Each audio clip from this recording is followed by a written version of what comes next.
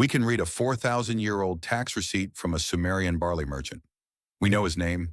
We know how much grain he sold, but we cannot open most Word files from 1995. And we have already lost the entire pre-2016 archive of MySpace. Billions of songs, photos, messages from an entire generation just gone overnight. This is not a hypothetical. This is happening right now. And a paper just published in Nature on February 18, 2026 might be the first serious answer to it. Not a concept, not a demo.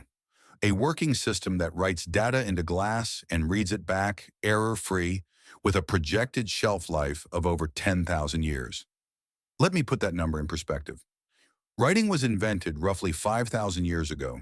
This storage medium is designed to last twice as long as the entire history of the written word. So what exactly did they build? The team behind this is Microsoft Research's Project Silica, based in Cambridge, UK.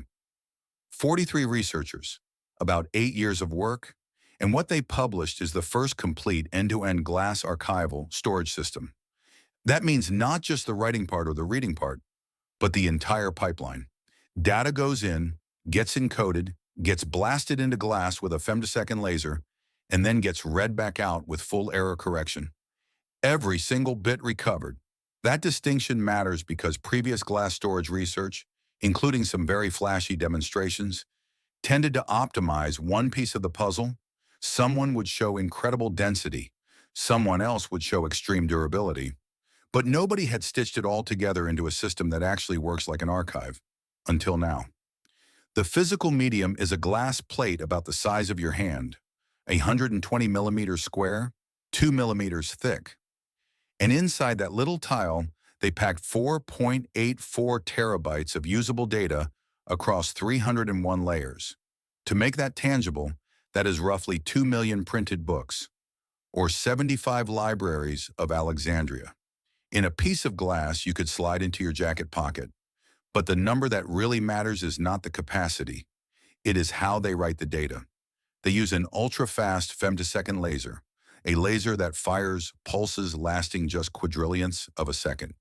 Each pulse creates a tiny modification inside the glass called a voxel, basically a three-dimensional pixel. And by controlling the properties of that modification, the orientation, the intensity, they can encode multiple bits of information into each voxel. In one approach, they use something called birefringent voxels infused silica, which is very pure, very expensive quartz glass. Each voxel stores 3 bits through 8 different polarization levels. In a second approach, and this is the one that might actually change everything, they use what they call phase voxels in borosilicate glass. Borosilicate glass, that is Pyrex, the stuff your baking dish is made of. And that shift from exotic specialty glass to the stuff in your kitchen cabinet is arguably the single most important finding in the entire paper. Why?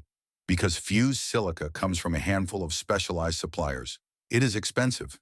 It is hard to manufacture at scale. Borosilicate glass is mass-produced globally. It is cheap. It is everywhere. Moving to that material tears down one of the biggest barriers between a lab curiosity and something that could actually be deployed in the real world. Now, phase voxels in borosilicate are a bit less dense, about 2 terabytes per plate instead of nearly 5. But the trade-offs are worth it. Each phase voxel needs only a single laser pulse, and to read them, you only need one camera using a technique called Zernike phase contrast microscopy instead of the 3 or 4 cameras required for the birefringent approach. Simpler writing, simpler reading, cheaper glass. That is the engineering trifecta you need if you want this to actually leave the lab. Okay, so let us talk about the 10,000-year claim, because that is what brought you here, and you deserve to know exactly how solid it is. They did not wait 10,000 years, obviously. What they did is called accelerated aging, and it follows a well-established method called the Arrhenius approach. You heat the samples to extreme temperatures, up to about 500 degrees Celsius, and you measure how fast the written structures degrade. Then you extrapolate backward to lower temperatures. At 290 degrees Celsius, which is 554 degrees Fahrenheit, the voxel modifications survive for over 10,000 years.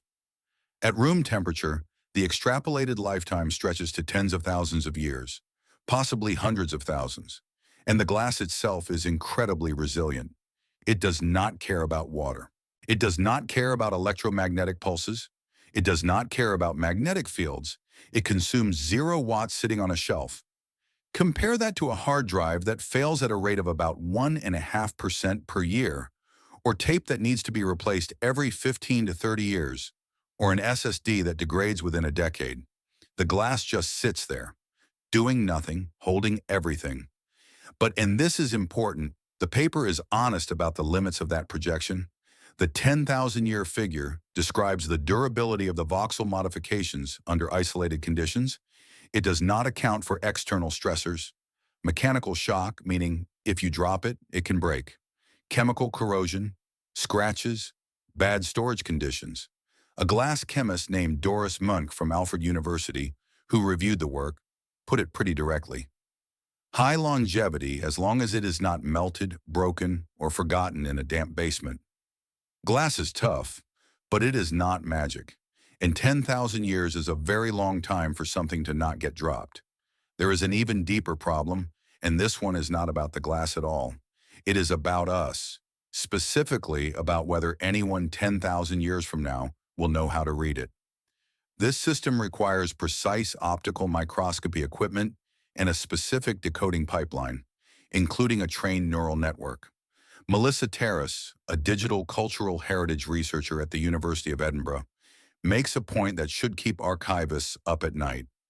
The medium can be perfectly inert, perfectly preserved, and completely useless if the reading technology and the instructions for how to use it do not survive alongside it. This is not theoretical. In 1986, the BBC spent millions creating the Domesday Project, a multimedia portrait of Britain stored on Laserdisc. 1 million people contributed. It was supposed to be a modern update to the original Domesday Book from 1086. Within 16 years, it was nearly unreadable because the proprietary hardware became obsolete. The original Domesday Book, written on parchment 940 years ago, is still perfectly fine. And NASA's original Apollo 11 moon landing tapes, the highest quality recordings of arguably humanity's greatest single achievement, were most likely erased and recorded over with routine data. Not because the tapes failed, because nobody thought to protect them. So the real challenge is not making data last. It is making civilizations care enough to maintain the ability to read it, and that is a human problem, not a material science problem. Now, before you think this is all just theoretical hand-waving, let me give you the hard numbers on why this technology, even with its limitations, solves a problem that is getting worse every single day. Humanity generates about 402 million terabytes of data per day, and we store it on media that fails within 3 to 10 years. A 2024 Pew Research study found that 38% of web pages from 2013 were already gone. A Harvard Law School analysis found that 72% of hyperlinks in New York Times articles from 1998 were dead. Of 360 URLs sampled in 1995, only 2 still worked in 2016. 2 out of 360. Vint Cerf, one of the people who literally co-designed the internet, has been warning about this for years. He calls it the digital dark age. His exact concern is that we are casually throwing everything into what could become an information black hole. And the cost of not solving this is staggering. Storing 1 petabyte in Amazon's cheapest cloud archive tier costs about $12,000 per year.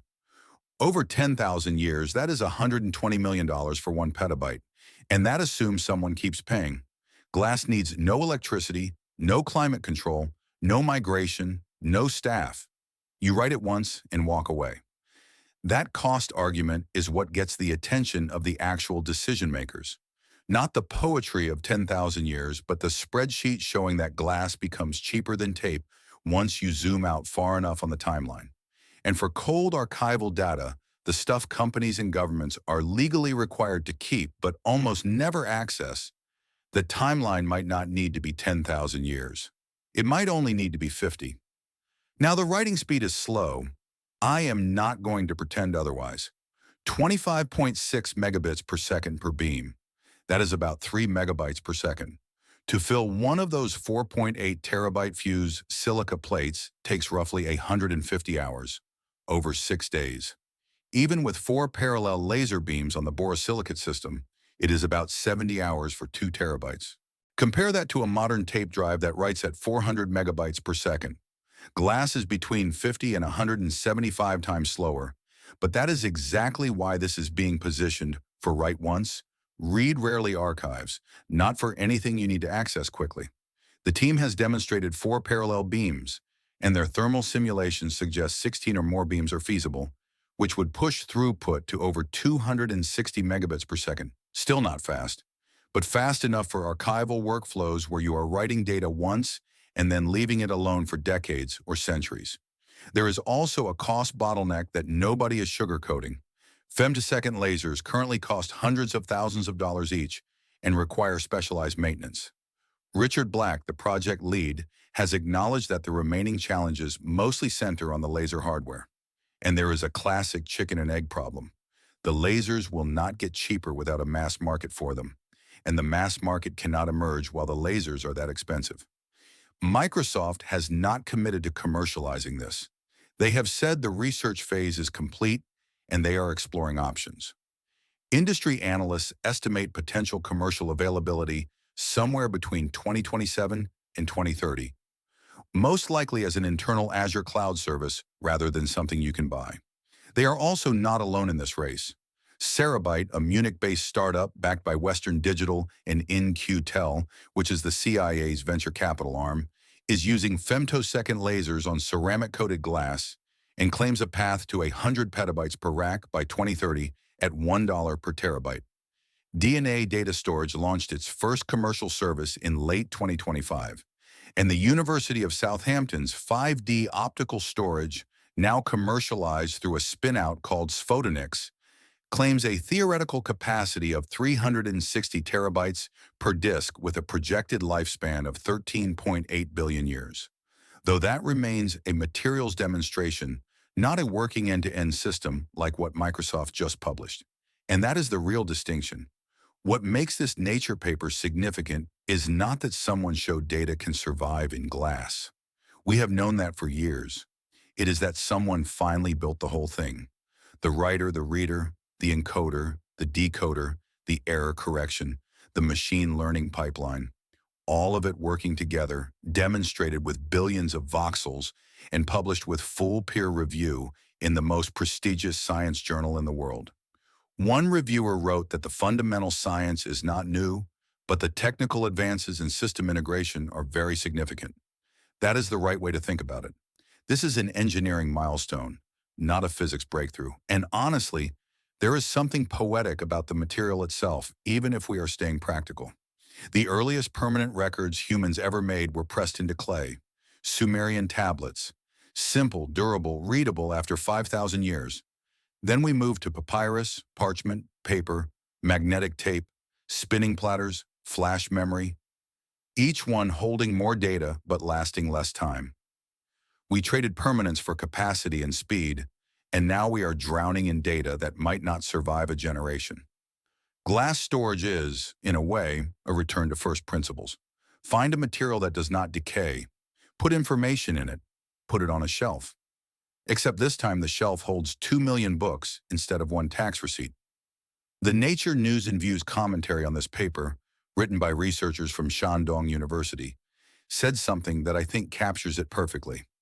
If implemented at scale, this could represent a milestone in the history of knowledge storage, comparable to oracle bones, medieval parchment, or the modern hard drive. One day, a single piece of glass might carry the torch of human culture and knowledge across millennia. Whether it actually will depends on things that have nothing to do with glass. It depends on institutions, on funding, on political will, on whether we decide as a civilization that our data is worth keeping. The Mongols burned the libraries of Baghdad. Bishop Diego de Landa burned nearly every Maya codex in 1562. Thousands of manuscripts containing astronomical observations, more accurate than Europe's at the time. Only 3 or 4 survived. You can make the most durable storage medium in history, and it still will not help if someone decides to destroy it or if everyone simply forgets it is there. But at least now the option exists. For the first time, we have a storage medium where the data can outlast the civilization that created it. Whether that is exciting or terrifying probably depends on what you think is worth remembering. Speaking of things worth remembering, if you want more of the latest science that is quietly rewriting what we thought we knew, there is always something new, and it is usually stranger than you expect.